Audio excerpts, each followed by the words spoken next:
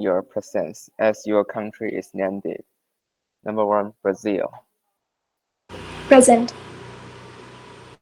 Okay. Number 2, Colombia. Present. Okay. Number 3, Uganda. Is Uganda Present. present here? Okay. Present. Number 4, Australia. Present. Okay. Number 5, Singapore. Present. Okay. Number 6, Finland. Present. Okay. Okay. Number 7, Bulgaria. Present. Present. Okay. Okay. Number 8, Belarus. Present, sir. Present. Okay. Number 9, Morocco. Is Morocco present here? Present. Okay. Number 10, Czech Republic.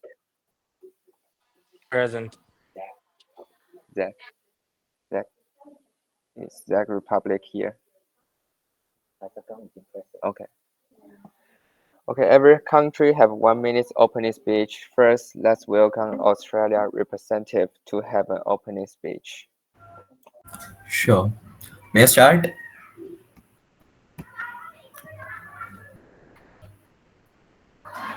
So, tell me when to Okay, begin. you can start now. Thank you. Okay, yeah, let's start. What we do today, right now, will have an accumulated effect on all of our tomorrows. Alexander Stoddard. Excellencies, Australia stand unwavering in its commitment to Sustainable Development Goal 13, climate action, and the principles of Paris Agreement. Our planet's warming trajectory has already reached 1.1 degrees Celsius pre-industrial levels, with projections indicating a rise to 2.7 degrees Celsius by 2100. If decisive action is not taken, IPCC 6 Assessment Report 2023, page number 37 reads, this forum must serve as a turning point, fostering unity and for a sustainable green world. Australia has achieved 21% reduction in greenhouse gas emissions since 2005, outpacing many developed nations. Climate Action Tracker 2023, page number 5. We are proud to lead in renewable energy adoption, with 32% of Australia's electricity generation now sourced from renewable, including solar and wind. IEA Renewable Reports 2023, page number 12. However, we cannot stop here. Australia proposes the following enhancements to Paris agreements: binding climate finance commitments. Developed nations must legally commit to contributing a minimum of 1.5% of their GDP annually. A global carbon pricing framework establishing a universal carbon price of USD 50 to 100 per ton by 2030. Paris Agreement Compliance Index, a transparent Robert, mechanism to uh, rank country on their progress Okay, thank you, towards. Australia. And your time is over. Yeah, Thank you I'll so just much. thank you. yeah. Next, welcome Bulgaria to have an opening speech. You can start now. Okay. Hi everyone, I'm Surinya, written apart from Wakasi Mahata Secondary Demonstration School, and today I'm going to talk about the climate actions in Colombia. At first, we have to understanding the climate change impact in Colombia. As we know, Colombia is relatively low in carbon emission, but remains highly vulnerable to the impact of the climate change.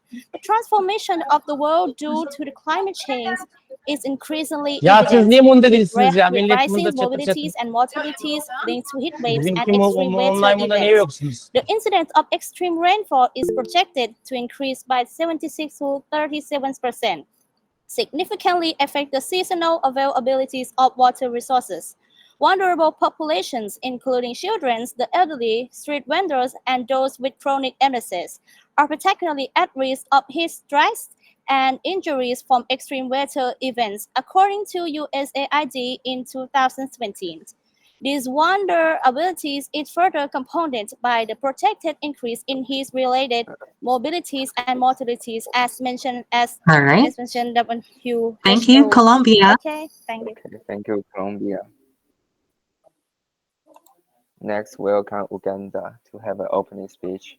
You can start now. Uganda has faced many major challenges in the past years regarding its climate. It has tried adapting to it, like communities have adapted to changing weather conditions throughout history in Uganda, and adaptation is an important part of global response to climate change. And it has the temperature in Uganda is very moderate. It has two tropical rainfalls in a year, and they, the weather is coldest, and Uganda's average temperature has increased by 1.3 degrees Celsius since the 1950s. It has a tropical and moderate temperature all the year round, and but the temperature is having the climate is having significant shifts. The weather patterns of Uganda's weather is influenced by Indian monsoon, Congo air mass, Indian Ocean dipole, and the intertropical convergence zone. It has extreme weather events, like Uganda is vulnerable to extreme weather events, including Okay, floods thank and you. And droughts. next, welcome Australia to have an opening speech. So the leader of Australia gave the speech. Actually, there was a misconception between the opposition of Brazil and Australia. So, the speech. Am I supposed to give the speech now? Yeah, actually, Okay, you got me. okay, thank you, Australia. Pardon? Next, welcome Singapore to have an opening speech. You can wait. You can start now. Okay, and hello every country. I'm your delegate Justin, and today I'm stands before you to address an issue that transcends borders and generations: climate change. As a small island nation, Singapore has faced the realities of climate change for decades. Our history with this pressing challenge begins with the recognition of our vulnerability to rising sea levels and extreme weather patterns, a realization that has shaped our nation policies and actions. Singapore has always viewed climate change not just as an environmental issue, but as a critical economic and social challenge that demands urgently collaborative solutions. Our commitment to sustainability is embedded in our nation framework, driving us to innovate and lead in climate action. This is my opening speech. Thank you. Okay, thank you, Singapore. Next, welcome Finland to have an opening speech. You can start now. Good afternoon, every delegate from around the world. Today, I will talk about the climate change of Finland. Finland's groundwater is influenced by seasonal climate conditions, and these changes are becoming more pronounced with the intensification of climate change. Groundwater levels fluctuate in different regions and seasons, but future droughts and extreme rainfall events may lead to abnormal variations. Prolonged drought can lower groundwater levels, while extreme rainfall may cause rapid fluctuation and pollution, threaten ecosystem, drinking water supplies, and agricultural production. Therefore, monitoring and managing groundwater resources is crucial to address the challenges posed by climate change and ensure the sustainability of Finland's water resources in the future. Thank you. Okay, thank you, Finland. Next, welcome Bulgaria to have an opening speech.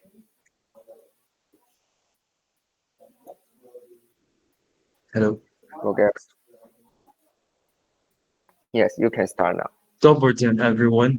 Climate change is a pressing reality for Bulgaria, with unsteady weather, droughts, and floods affecting our agriculture, economy, and environment. While we have a strong environmental policies, global cooperation is essential to address this crisis. Bulgaria is committed to renewable energy and energy efficiency, but needs sufficient climate finance. We urge developed nations to honor their $100 billion annual commitment under the Paris Agreement and support fair mechanisms like the Loss and Damage Fund for affected countries by uniting for transparent, meaningful climate action, we can build a sustainable future for generations to come. Thank you. That's all. Thank you, Bulgaria. Next, welcome Belarus to have an opening speech.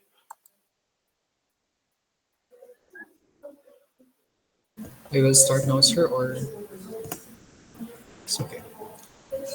Yes, Distinguished delegates, go ahead. Belarus, nation severely impacted by climate change, faces extreme weather events that devastate our agriculture, affecting 40% of our rural population. Despite being a minor polluter, we are paying the price for a crisis not of our own making.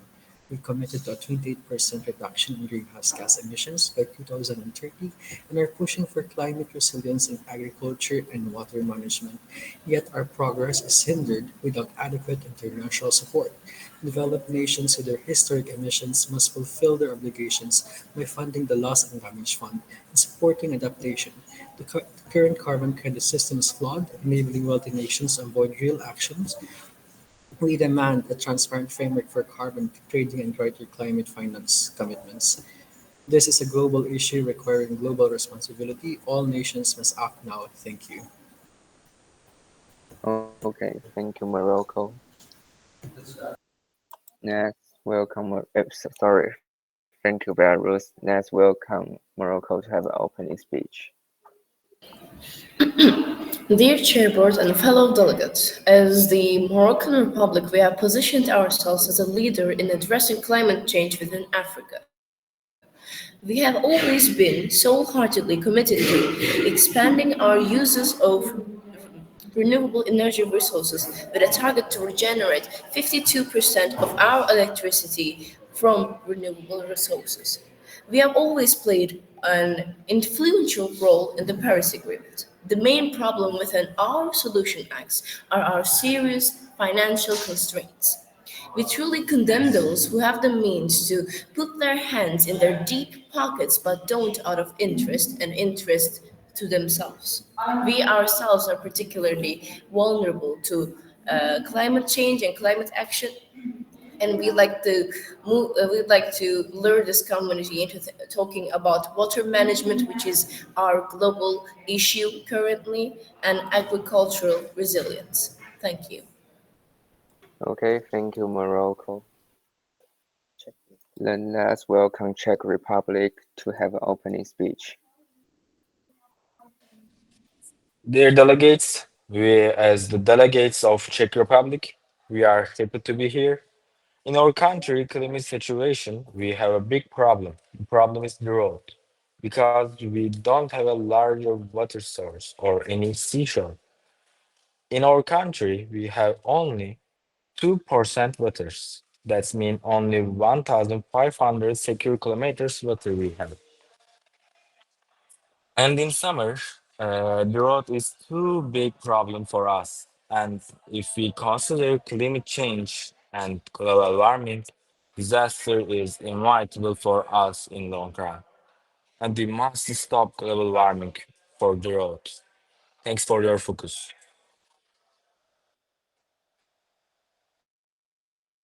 Okay, thank you, Czech Republic. Next is the conference rule. Now we are going to Yes? The delegate of Brazil is yet to give the opening speech. Sorry, can you repeat the question? So actually, Sorry? the first speech was you asked the delegate of Australia to make the first opening statement, and Brazil was not able to deliver the speech. Oh, sorry. Brazil, wait a minute. Okay, Brazil, please have an opening speech. Sorry. Thank you. Did you know that the Amazon rainforest absorbs 2 billion tons of carbon dioxide each year, acting as a powerful buffer against climate change?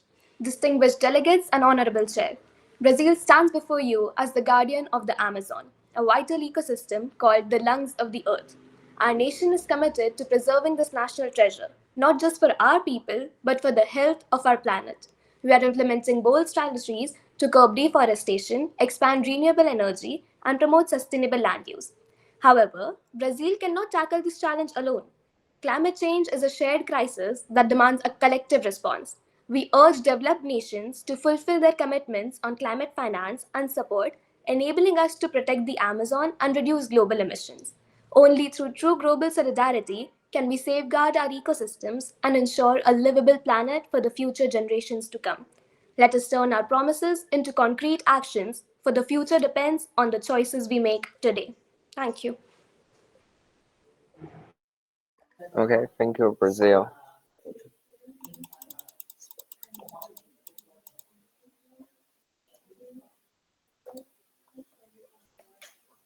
Good. Okay, now we are going to introduce the meeting process. In Model United Nations, representatives from various countries participate in discussions and sorry.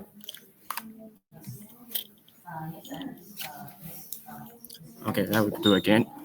Now we are going to introduce the meeting process. In Model United Nations, representatives from various countries participate in discussions and express their positions. The meeting process includes roll call, agenda setting, general speech, formal debate, and free consultation.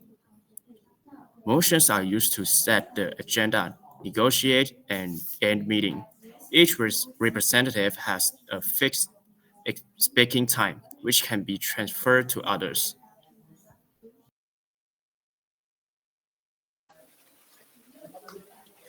Okay, thank you.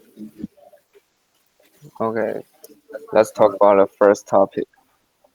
The first topic is talk today is climate finance and the new collective quantified goal problems.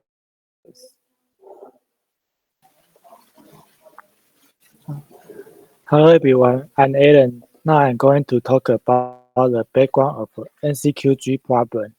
When countries signed the Paris Agreement in 2015, they decided to set a new collective quantified goal on climate finance to replace the existing goal of 100 billion per year. The NCQG is meant to be adopted this year at COP29 in Azerbaijan. Funds from private, national, or international sources are used to help countries that are severely affected by climate change reduce carbon emissions and fight the climate crisis. They also help deal with the harm caused by climate change, restore nature and land, and improve climate adaptation and resilience. As of 2020, only 7 countries have provided equitable climate finance, including Sweden, France, Norway, Japan, the Netherlands, Germany, and Denmark. However, deliberations on the new goal have been slow to date. Negotiators have yet to reach consensus on foundation question, from the dollar amount of the goal to which country should contribute. Now, my question is, do you agree that rich countries should not stop using fossil fuels first and give more money to developing countries to help them switch to clean energy? If you agree, please raise your green card. If you're not, please show your red one. Again, if you agree, show your green card. If you're not, show your red one. In 3, 2, 1, go.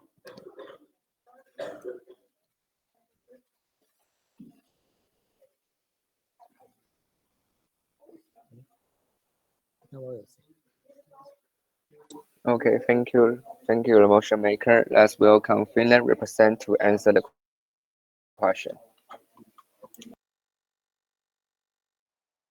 Okay, as the Finland representative, When we consider this from perspective of wealthy countries, accelerating the reduction of fossil fuel use and supporting developing nations in their transition to clean energy is driven by multiple considerations. Take our country for example.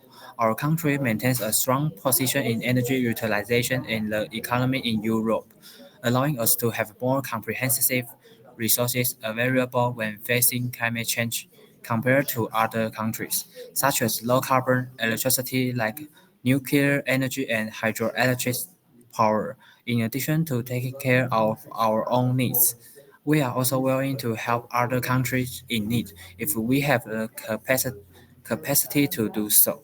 This can enhance friendship and cooperation among countries. Thank you. Yeah, thank you. Okay, for the first question, we will have the following speakers: Brazil, Singapore, Finland, Morocco, and Czech Republic. For each speaker, you only have 2 minutes to speak. Let's begin with Brazil, and then next in order are Singapore, Finland, Morocco, Czech Republic.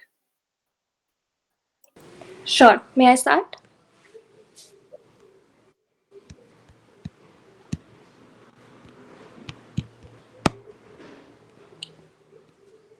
You can start now. Yeah, just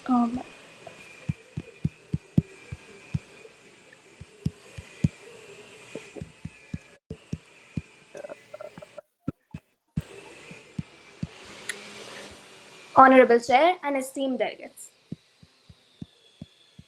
Let us acknowledge the fundamental reality of climate change. Developed nations over the past century have contributed the lion's share of greenhouse gas emissions that have led us to this climate crisis.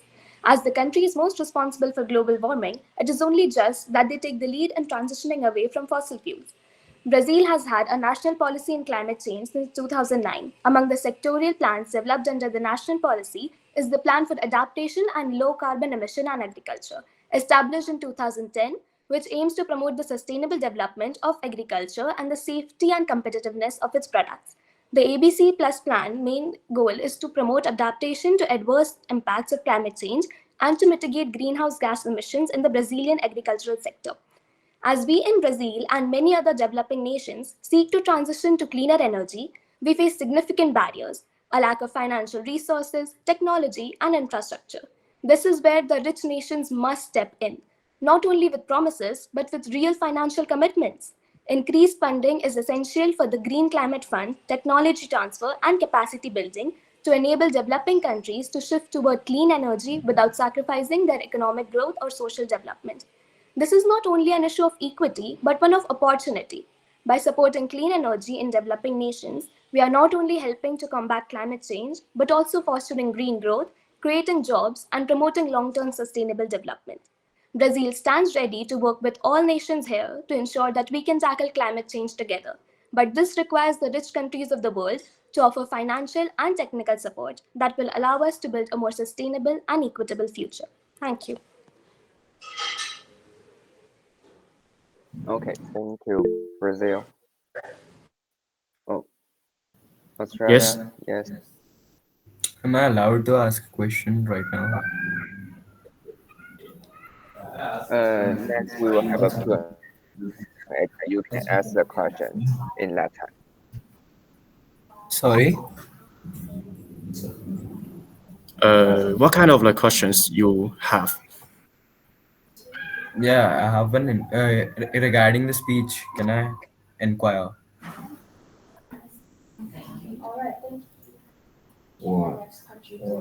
Um, To the delegate of Brazil. you mean that you have the question to Brazil? Yes, regarding that speech. Uh, we have a question times in Okay, that next. Okay, works. thank you. Okay, Finland.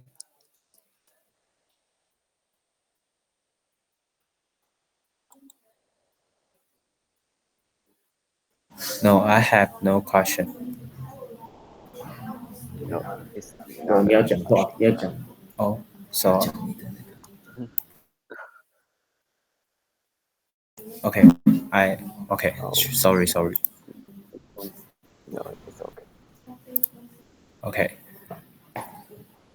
Finland, hello everyone. Finland is a developed country with abundant energy resources and effective policies, such as the use of renewable energy and the phasing out of fossil fuels.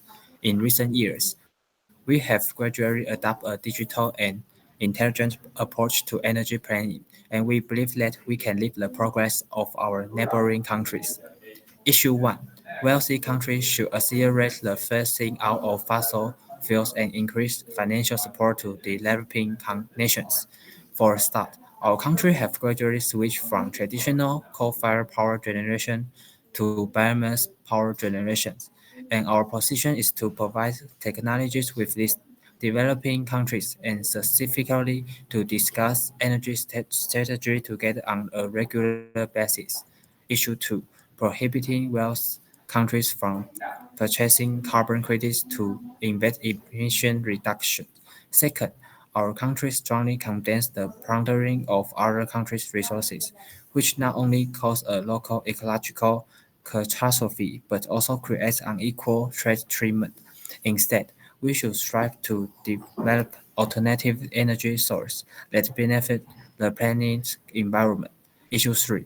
Wealthy countries should provide more compensation for damages caused by climate change. Moreover, we strongly support the provision of financial support to countries that have been deprived, such as regular funding of their infrastructure. In this way, we can effectively address the long-standing national issues. Last, challenges faced by developing countries in formulating effective climate plans. Last but not least, as a Finland representative, our answer is definitely yes. Take Nigeria as an example. Although it possesses abundant oil and gas resources, it still faces the problem of insufficient electricity supply. As a developed country, we can build a bridge to sufficiently help Nigeria enhance its energy capacity for usage and development. We believe that we will not only foster good diplomatic relations but also contribute to the well-being of the planet. Thank you. Okay, thank you, Finland. Time manager is very good. Let's welcome Morocco.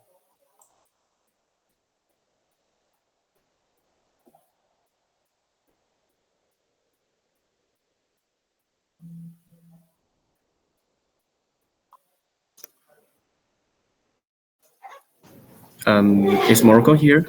Hello, can you hear me? Yep. I'm having troubles with my headphone. Could you hear me? Yes. Yes, very clear. Okay, then I'll make my speech but just keep in mind that I cannot hear you at the moment, so I'll just make my speech to not disturb the process of the debate. Um, as the Moroccan delegate, we believe that the saying stopping the usage of fossil fuels seems a more of a childish way of combating climate action because the act of stopping all the way together, the act of stopping all the way together on fossil uses is creates the question of what we will use next because are the renewable resources ready for us to use against fossil fuels? And I'd like to think that if we can't we'd like to think that if we can coexist within the usage of fossil fuels in this whole earth, in this whole planet that we're living on, then that is our fault and our fault only. Because the usage of fossil fuels didn't get us to where we are with the climate change currently. It was the usage of unrestricted energy resources. Because against fossil fuels, if with the absence of fossil fuels, would there be another option to use as energy resources? I didn't get that from the delegates' speeches because all they talked about was problems against fossil fuels and how they were ready to combat it. And one question that I have only is that how will you combat a whole system that we have put together based on solely fossil fuels. All of your cars and all of your factories and all of your production places, but production fields are solely based on fossil fuels currently. How will you combat this? Because are your renewable energy resources currently enough? I'd like to propose that we can work together and coexist within a world that can use fossil fuels and renewable energy resources planned and organized. Thank you. Thank you, Morocco. Next, we'll come the Czech Republic. Hello again. We agree that Yes. because we said in opening speech, we should stop global warming, and biggest reason for global warming is fossil fuel consumption. We think yes, it's true, and we should buy a clean energy car, but we don't have sufficient possibilities for make this, and we don't think lot of country too. We need this support because only 10% vehicles in our country are electrical. So we need this and world need this. Global warming has lots of result in the world, but the world is not for us. So we should stop this. Thank you.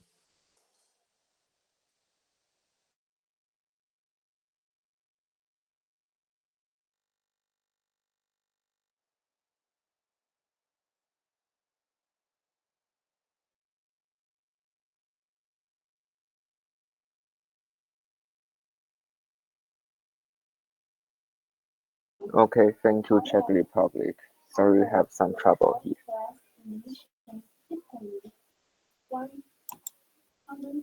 Okay. Are there any questions about NCQG? Next, we will have a 5 minutes question and answer time, and you can discuss it with other countries. If you have any questions, welcome to use the raise hand function below to ask, and we will get back to you as soon as possible.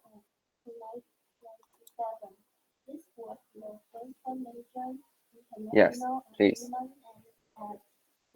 Do you have any questions about NCQG? Australia? A question regarding the speech of the honorable delegate of Brazil. My question, may I proceed, sir? Yes. The question is how do Brazil's court ruling regarding the climate fund and the Paris Agreement reflect the broader responsibilities of developing countries in addressing climate change, and what implications do these rulings have for international climate financing commitments as per the reports of Judicial Overview of Brazil? I'm sorry, can you repeat the question? The question is very perfectly stated. I'll read it again for you. The question is how do the Brazil court ruling regarding the climate fund and the Paris Agreement reflect the broader responsibilities of developing countries in addressing climate change, and what implications do these rulings have for international climate finance commitments?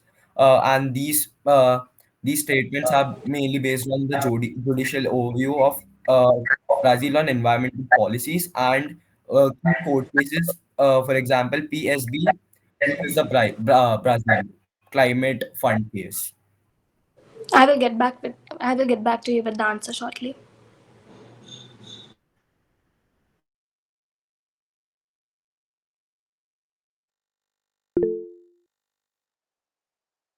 Yes, please. Yes, Australia. So the delegate of Australia would like to ask that is the delegate of Australia allowed to ask more than one question in these open question and answer round? Yes, please. Go ahead. Okay.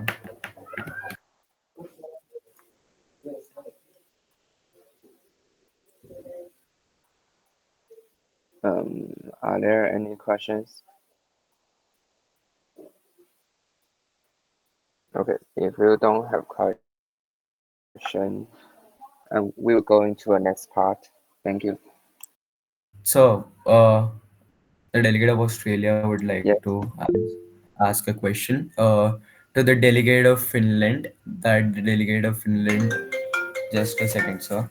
The delegate of Finland stated in this speech many things regarding climate action. So, I would like the delegate would like to ask that as per the reports of Finland ministries, Finland has not reached the current this current satisfied range of the range of temperature that is suggested for the suggested by the Paris Agreement uh, for making the temperature loss to as the temperature has been rising to 1 point as by 1.3 to 1.5 degrees Celsius.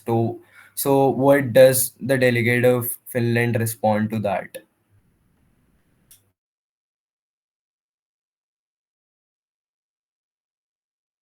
Okay, as a Finland representative, our country's the policy is provide concessional financing options like grants and low interest loans that reduce the financial burden on developing nations. This makes clean energy solution more accessible for countries with limited resources.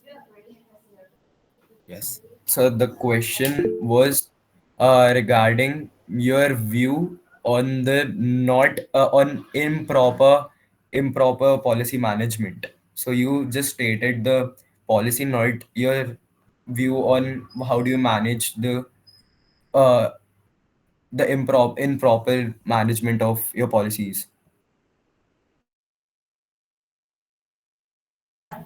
we we assess the international organizations and institutions such as United Nations Framework Convention on Climate Change and the International Energy Agency play a critical role in tracking global emissions and fossil fuel use. They collect data, produce reports, and provides guidance on best practice for countries to reduce their fossil fuels consumption. So you're not getting the question what I am asking. The question is, what do you respond to the view on the temperature controlled not managed in Finland, and what are the proposed solutions stated by the government of Finland? Okay, the Q&A time is over. Okay, let's go to the next topic. Sorry about that. Can I ask who skipped the question one? Someone skipped the question one? Yes. No. Should I? Am I Yes. allowed to answer that now? You can go now. Okay. So the answer to the delegate of Australia is that Brazil's recent court rulings, particularly the Federal Supreme Court's decision on climate fund case, have significant international environmental implications.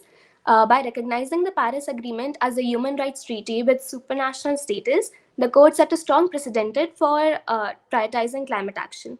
This decision mandates Brazil's government to ensure that funds allocated for climate mitigation and adaptation are used effectively, particularly to combat the deforestation in Amazon, which is the critical global climate regulation. So the question was stated as per the particular court case mentioned by the delegate of Australia. The court case was mentioned prior, and the delegate didn't respond to the question that was asked as per the court case mentioned by the delegate of Australia.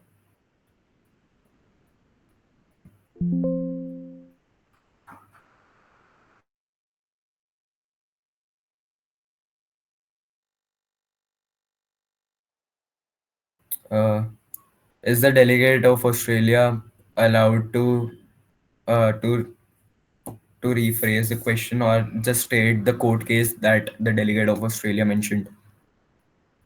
You can ask your question. Okay, the exact court case was that was I'll just state it once again. Okay. The exact court case was PSB versus the Brazil Climate Fund case. I'll just summarize it. The court said uh, the court said that Paris Agreement is a human right treaty with supernatural status, obligating the government to allocate resource from climate fund for climate action, which was directly opposite to what the delegate of Brazil said in the speech. No, it was not exactly opposite. I did not state anything which disregards this statement in my speech. The delegate stated that the government of Brazil is accurately functioning on these areas uh, of functioning of regarding Paris Agreement, but this court case directly denies to that fact. I am not getting what you actually want to ask. The delegate of Australia clearly asked that question, and yeah, I'm just saying that the delegate of Brazil was not able to gather the question that was asked to the delegate by the delegate of Australia. The question was really simple and to the point regarding the court case that was mentioned, which do not align with the fact that was stated by the delegate of Brazil in this speech. So how does delegate of Brazil respond to the fact that that court case says the opposite thing to the word said by the delegate of Brazil in their speech?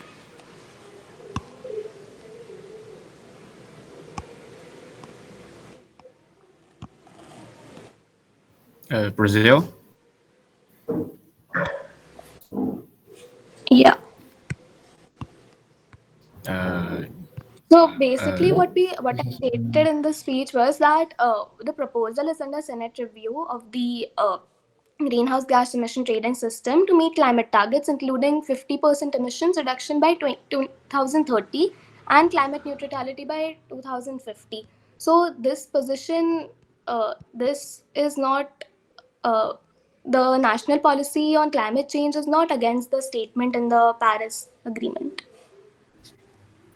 So is the delegate of Australia allowed to respond to that statement given by the sorry. The time is the time. Maybe we okay. can. Yeah, Uh, if the time is over, I'll just the delegate of Australia would like the executive board to note that the question was not answered appropriately by the delegate of Brazil. okay. So we can go to the next part. The second topic is the global carbon credit system.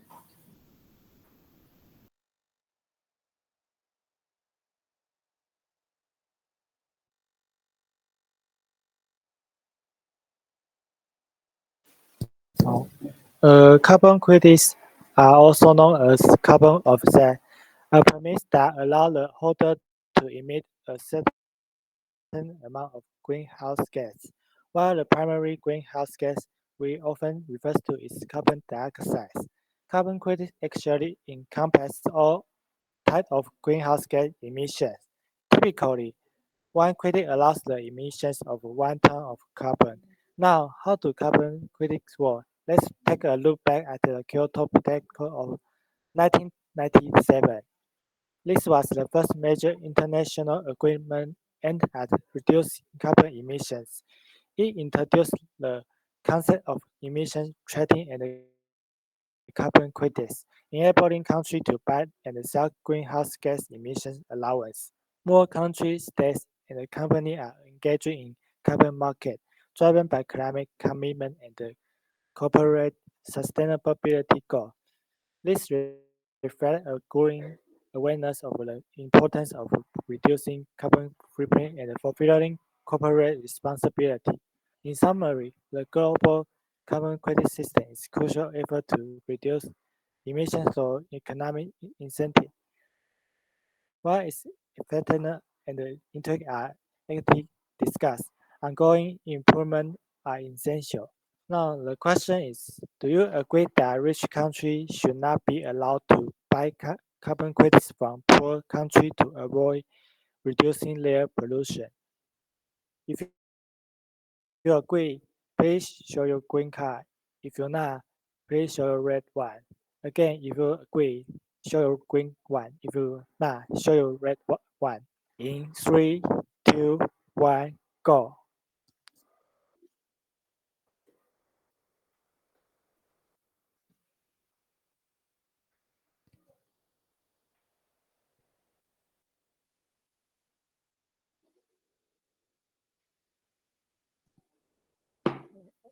Okay,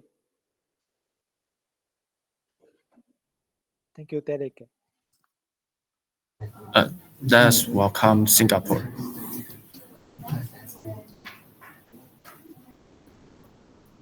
Uh, Hello, every country, and this is a Singapore representative, and on carbon credits, we agree to buy carbon credits because it can reduce carbon emissions to a certain extent, and it is also beneficial to the country. That's a complex issue. On one hand, allowing richer countries to buy carbon credits can provide funding and resources of developing nations to invest in sustainable projects. On the other hand, it could lead to the situation where wealthy countries avoid making necessary changes to their own emission to relying on efforts. And this is some recent some study on the report. And in 2023, the market size of the Singapore carbon credits reached 14.5 million US dollar, and current industry data shows that this is expected to jump to 55.14 million US dollar, reflecting the compound annual growth rate of 21% from 2023 to 2030. Thank you.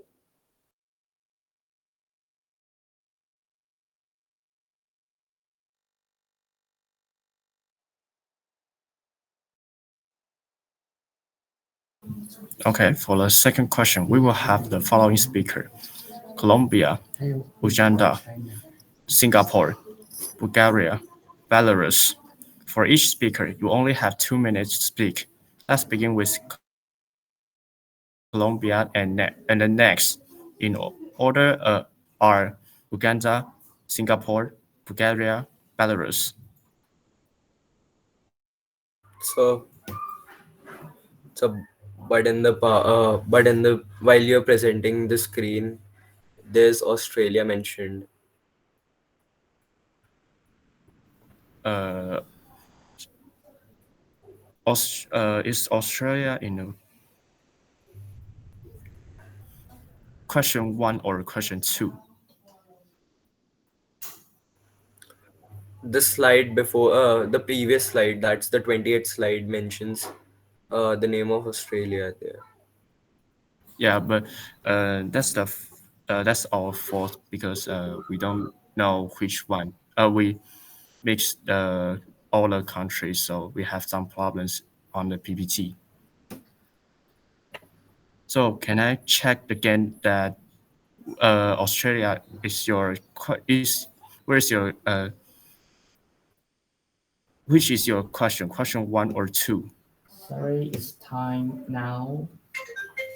Sorry, wait, time now. We're moving to the next part. Okay, maybe uh, we just start with Colombia. Works. Yes. Yes. Okay. Thank you for questions. Yes.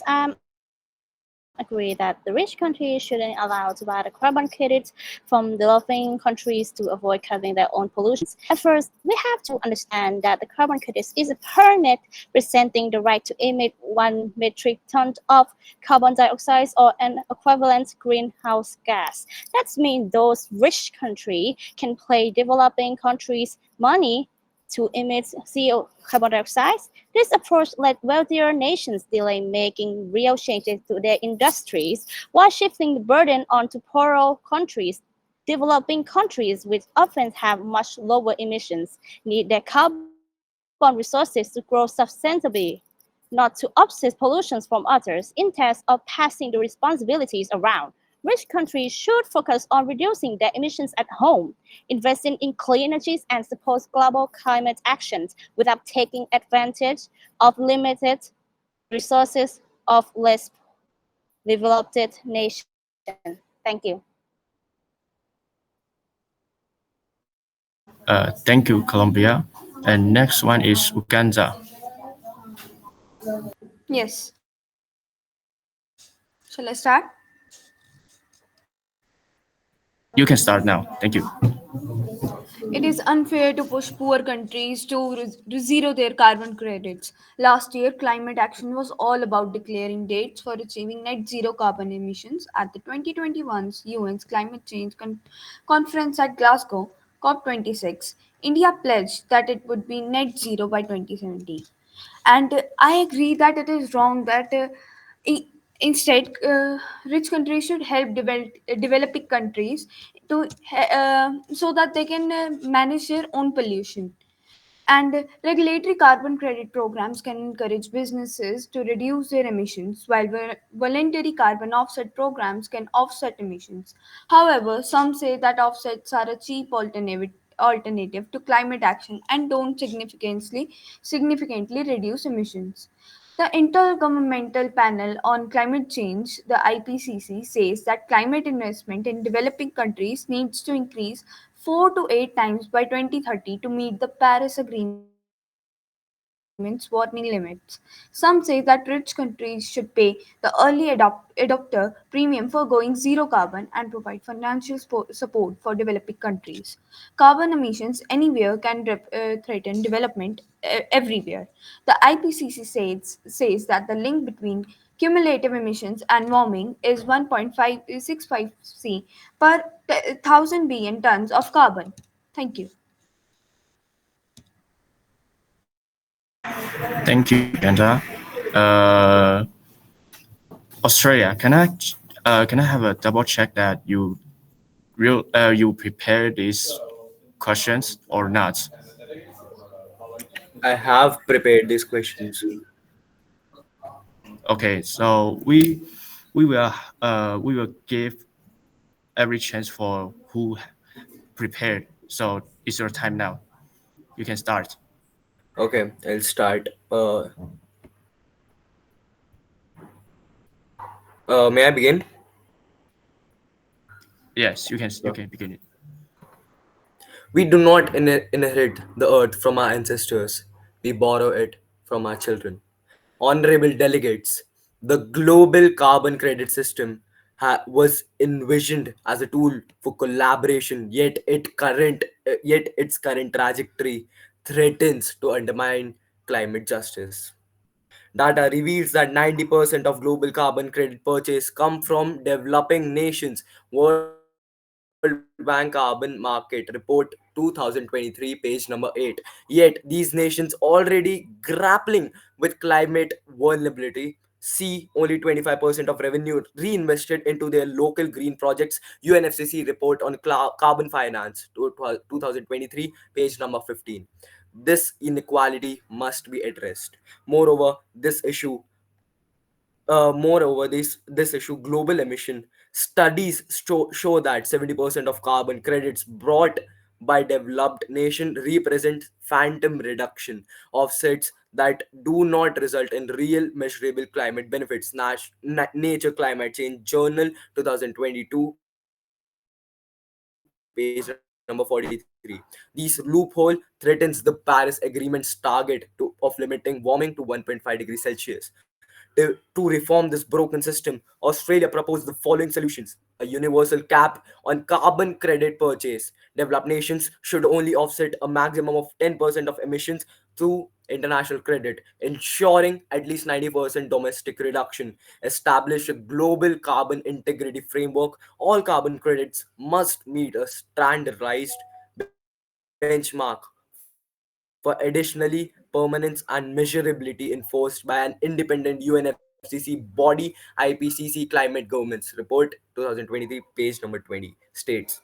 Redirect revenue to developing nations. At least 75% carbon credit payments must fund climate adoption and mitigation projects in selling nations, uh, empowering this transitions to clean energy.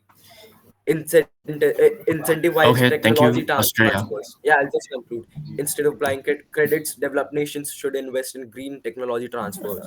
Thank you so much. Okay, thank you, Australia.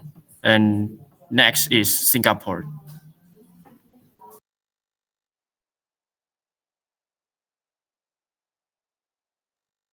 Uh, okay, and and is the sound check is okay?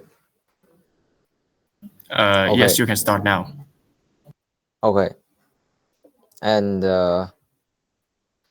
on carbon credit this issue, and this should be on this is the complex issue and important in our country, and in our country this year in recent years would have improving our infrastructure and developing our nations or our our economy, and do not notice the carbon credit this issue. And last year, the Ministry of Sustainability and the Environment and the Nation Environment Agency rolled out the eligibility criteria under the International Carbon Credit Framework. Under our and the Paris Agreement, Singapore's ICC framework foster global collaboration to attain climate sustainability objectives. In fact, cooperation from international carbon markets will further boost Singapore's goals to achieve net zero emission by 2050. And this is very important in our country, and is the very hard in our country, because by the carbon credits, and we need to reduce some resources or reduce some energy to change the green energy, and that can improve our infrastructure. And but in the nation, in the whole world, the climate change issue is the very important. But if we don't buy the carbon credits, maybe there's a devastating catastrophe in our country. So uh we should buy, maybe we should buy the carbon credits in our country in recent years. Thank you.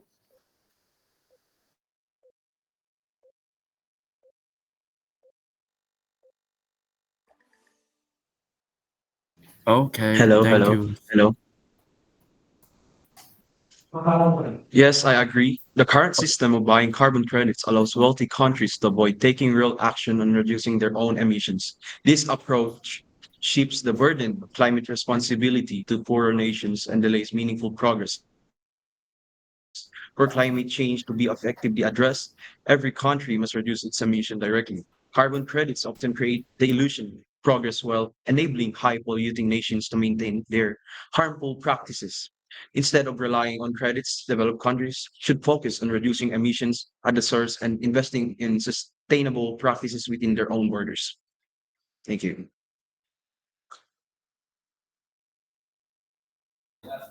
Okay, thank you. Let us welcome Belarus.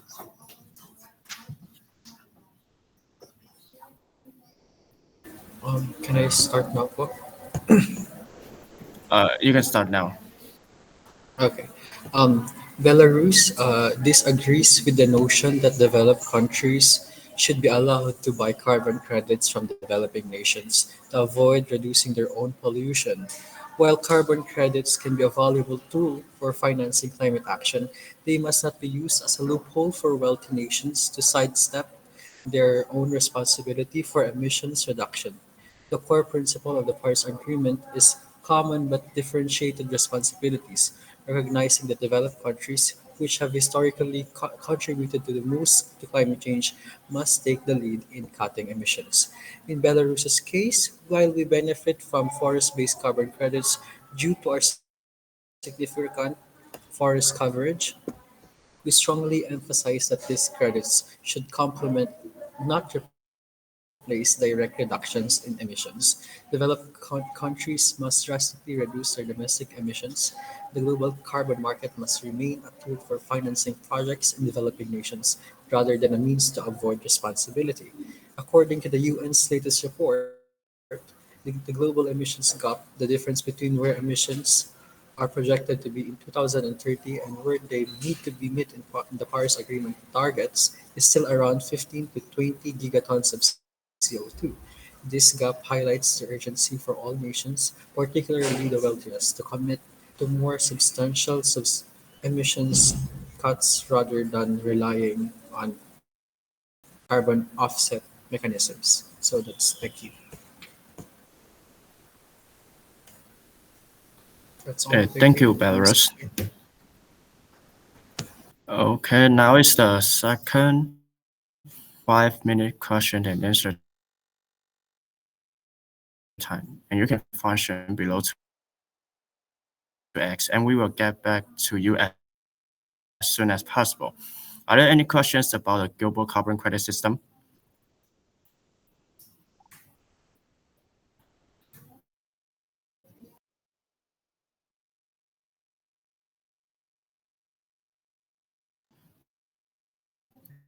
Yes, Australia. So the delegate of Commonwealth of Australia would like to ask a question to the delegate of Singapore uh, regarding the subtopic which was discussed in the speech. I had a question that Singapore is a major country which promotes promotes a high percentage of economy plus pollution, we say. So how do you aim to manage that problem? And I want some valuable solutions that can be considered and that is according to the UN reports. Uh, I want to check your aim is on the economy or on the climate change. So the delegate of Australia with the major support from the Commonwealth of Australia totally believes that when we mainly focus on climate change, the economy will also be boosted by the same. So how do you aim that? Singapore, the delegate of Australia is asking because Singapore is a rich country and they are also very environmentally friendly. So, what are your strategies? Why you have those both? Why you excel in those both in those two areas? And ma'am, there's an addition to that. I want some Yes. solutions that are as per the UN affiliated reports and Mm, which regulates with SDGs. Mainly SDGs mm, 8 to 13, not particularly SDG 13. okay. So, what are do you have any particular solutions that you can share in the side of Singapore? Do you have any So ideas, Singapore? yes. So the question is how can we strike a balance between the economy and the climate change, right? And then It's later actually on the solutions. Yeah. yeah. So maybe we will do some. We have construct some green infrastructure like the library or like the government in of use the green energy like the sun energy or the water energy. They can they can negative our pollution yeah, what Uh, and as the yeah, there's just I would like to mention, the delegate would like to mention that the answer should be based on UN reports. I repeat, the answer should be based on UN reports, and what what the delegate or the Singapore has mentioned in their UN reports or UN meetings as per that.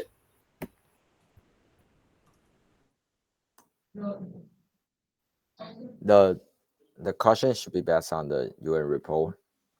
Okay, and maybe uh the UN report says that our countries is class that is classified as being some some like the water energy to the alternatives or some green energy like the some in the alternatives and to strike a balance in the economy.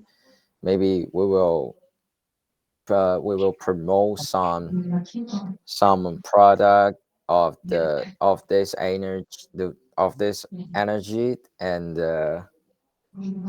from our country to another to another country. Maybe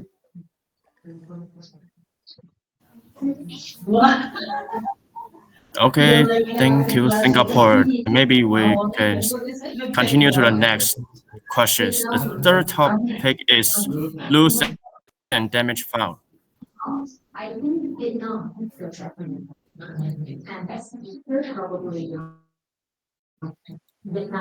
Okay. Please share board. The third topic is loose and Next the topic, damage found. next third topic is lost and damage found. Dear Chairboard, I'd like to ask a Okay, question, okay. please. Yes. We as the Moroccan Republic raised our hands to be able to inquire on another delegate, but we weren't called.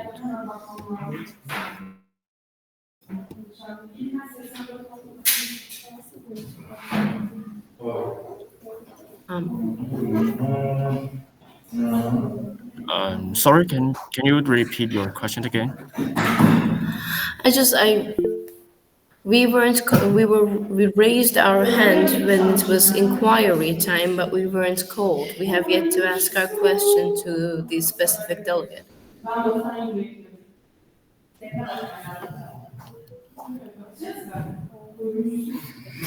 Okay, maybe we can Next time, it's all right. let We you can to. move on with the Okay, process. next time. Okay, thank you.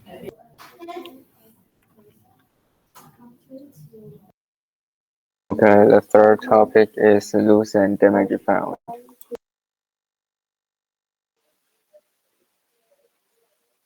Okay. At the UN Climate Conference in November 2022, countries finally agreed to set up a global fund for loss and damage. This fund is meant to help poor countries that do not emit much carbon but are hit hardest by climate disaster. For example, Pakistan faces risk from floods, heat wave, and shifting agriculture conditions. Additionally, other countries in Africa like Mozambique and Kenya are experiencing severe droughts, floods, and other climate-related challenges. All of them are developing countries and are suffering from the disaster of climate change. Meanwhile, the contributors to climate change are or industrialized countries like China, United States, and Russia. With facing this situation, some people might make a statement that those rich countries should be responsible for this problem. Furthermore, there were not any strong commitment to reduce carbon emissions, and some countries even seem to be backing away from their previous target. So while there's agreement on helping those affected by climate change, it has a big contradiction. Countries are willing to pay for the damage but are not taking enough action to cut emissions in the first place. Now, the question is, do you agree that rich countries should pay more money to developing countries for the damage caused by climate change? If you agree, please show your green card. If you're not, please show your red one. In 3, 2, 1, go.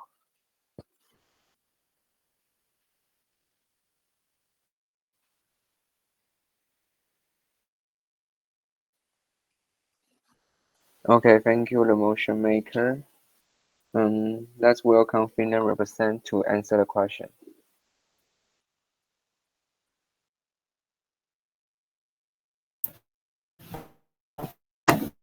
Yes, definitely yes. The more energy and resource we use, the more responsibility we need to take. There's major evidence that shows that our country needs to provide financial support to developing countries affected by climate change. One is historical emissions. Finland's cumulative carbon emissions per capita are significantly higher than those of many developing countries. Nonetheless, as once as of recent reports, Finland contributes around 1.5 billion to international climate finance. However, that is only about 0.4% of GDP, while many experts suggest that developed nations should aim for 0.7% of or more. Therefore, our country will endeavor to work on international issues in the future. Thank you.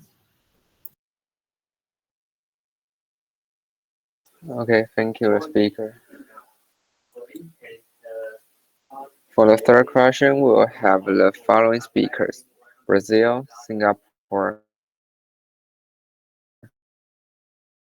Finland, Morocco, Czech Republic. Let's begin with Brazil, and then next in order are Australia, Singapore, Finland, Morocco, and Czech Republic.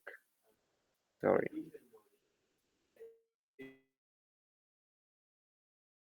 With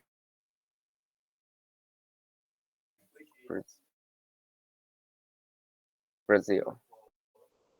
Yes. Should I start? Yes, please. You can start now. Global presentation was Honorable Chair and esteemed delegates, the climate crisis is a reality that we cannot ignore. Developed countries, which have historically contributed to over 70% of global greenhouse gas emissions, have enjoyed the economic benefits of industrialization, while developing nations like Brazil bear the consequences. In Brazil, we are witnessing deforestation in the Amazon, more extreme weather events, and rising sea levels, devastating impacts that disproportionately affect our vulnerable communities. The damage caused by climate change is not only environmental but also socioeconomic. According to the Intergovernmental Panel on Climate Change (IPCC), the impacts of climate change are expected to cost developing countries up to 1.7 trillion annually by 2030, while we have the least capacity to adapt or recover. This is why Brazil firmly believes that rich countries must provide more financial support to developing nations for the damage caused by climate change. The promise made by developed countries in Copenhagen 2009 to mobilize 100 billion per year for climate finance has not been fully met. This commitment is crucial, but it must be expanded, and the funds must be specifically allocated for loss and damage. Brazil urges that a loss and damage fund be established to assist vulnerable countries in addressing the irreversible impacts of climate change. The time for action is now, and wealthier nations must fulfill their responsibilities. with genuine financial support to repair the damage these emissions have caused. Thank you. Okay, thank you, Brazil. Next is Singapore. Singapore. Can you? Okay, let's escape this. Okay, Yeah, let's welcome Finland. Oh, Singapore, can you? maybe Or you can. I will try. I will try. I will try. I will try. And this is the climate damage. Yeah. So the sustainment to the Singapore's approach to the 2030 agenda, and the recent study showed sustainable development has underpinned Singapore's policy making since our independence as a small island city state. Singapore had relied on our trade as an entrepot port when independence was thrust upon us on August 9, 1965. And Singapore lost its hinterland and were almost entirely dependent on its external source for basic needs like food, energy, and water. Future was uncertain. And in pursuing economic development, we have been careful not to disrupt our natural environment. We have created a garden city abounding with lush greenery and clean surrounding to make life more pleasant for people to live, work, and play in.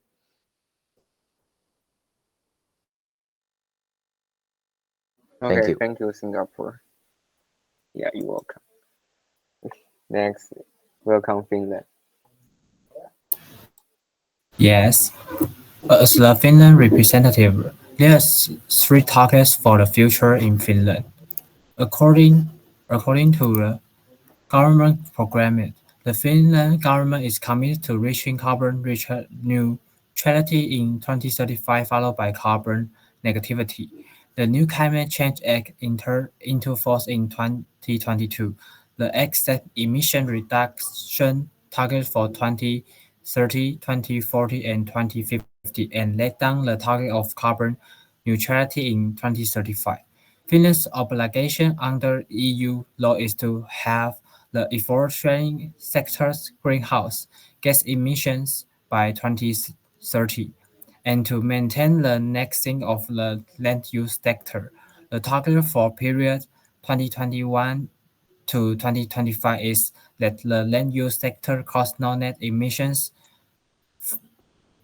are equal to removal. Furthermore, the minimum net removal level set for Finland's carbon sink is 13.8 million tons of CO2 equivalents by 2030. Key pillar of Finland's climate policy is the Climate Change Act. The scope of the act was extended to cover emissions from the land use, forestry, and agriculture. And for the first time, the Act includes a target to strengthen carbon sinks. The emission reduction targets in the Climate Change Act are based on the recommendations of Finnish Climate Change Panel. The emission reduction targets are 60% by 2030, 80% by 2040, and at least minus 90%, but aimed at minus 95% by 2050, compared to the level in 1990. Okay, sorry, Annual Finland, climate your report. time is over. Oh, Sorry. thank you. Sorry for that. Let's welcome. Yeah, you're welcome. Let's welcome Morocco.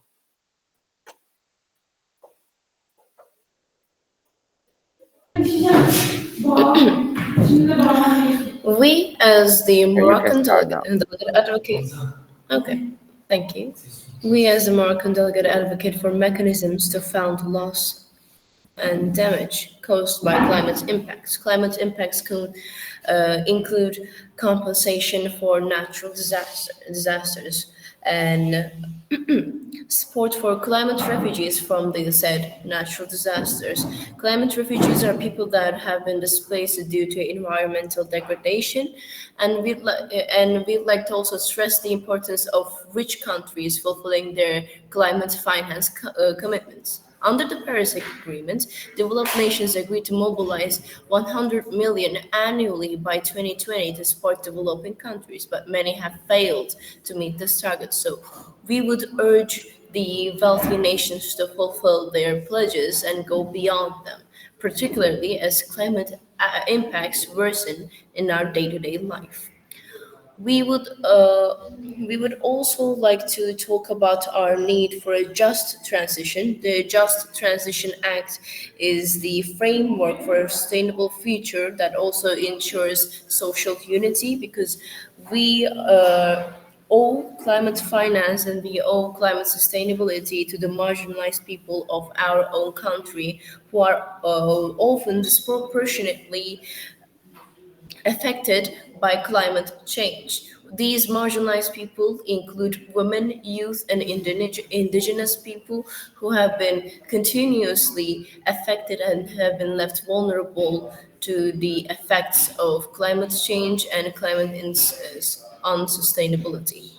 And we, as the Moroccan delegate, think that we owe all of the global people this right to have a sustainable future ahead of them. So we would strongly support the idea of that rich countries should pay more to developing countries for the damage caused by climate change because they have caused a lot of damage in our country.